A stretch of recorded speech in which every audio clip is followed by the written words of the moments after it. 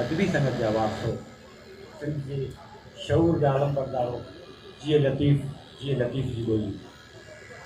सिंधी अदबी संगत जो हिकु नओं दौरु जेको पोएं 2 सालनि खां हलंदड़ आहे, उहो सॼो असां रुकावटुनि में मुश्किलातुनि में विधि अदालतनि ताईं भोॻी वियो। ऐं इन सॼे सफ़र में अवां महबूब दोस्त असां सां गॾु रहिया आहियो। इहो हिकिड़ो ज़बरदस्त न्यापो वियो आहे सभिनी ताईं त असां अदबी संगत जे हवाले सां संजीदा आहियूं। ऐं इहो सच आहे त हिन वक़्तु अदबी संगत कंहिंजे बि कब्ज़े में कोन्हे, न साईं ताज, न अमन, न आऊं, न को ॿियो।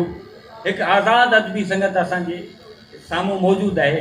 ऐं आउं सम्झां थो त उन में अमन सोलंकी जो हिकिड़ो अहम किरदारु रहियो आहे, जंहिंजी असां सभिनी दोस्तनि तारीफ़ बि कई, साथ बि ॾिनी। हिन वक़्तु हिकिड़े जमहूरी उन प्रोसेस मां असीं गुज़रूं पिया ऐं जेके बि दोस्त बीठा आहिनि सभु तमामु मोतबर आहिनि, प्यारा आहिनि।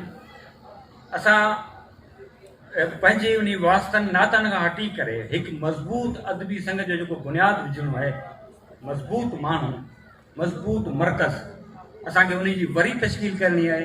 ऐं अवां जेके संजीदगी में कल्ह बि असां सां गॾु हुआ, अॼु बि गॾु आहियो, उन्हनि खे इहा ई गुज़ारिश कंदुसि त हिकु मज़बूत मर्कज़ वारी अदबी संगत मौजूदु हूंदी त ईंदड़ ॿी कंहिं बि अदबी संगत खे अचण जी पाण मुरादो ज़रूरत ई कान थींदी।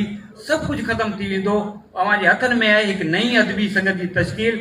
अचो उन मर्कज़ जा हथ मज़बूत करियो, जेको इन ॾुखियुनि हालतुनि में न सिर्फ़ु अदीबनि जो पर पूरी सिंध जी मालिकी करे, पूरी सिंध जी वारसी करे। जी लतीफ़।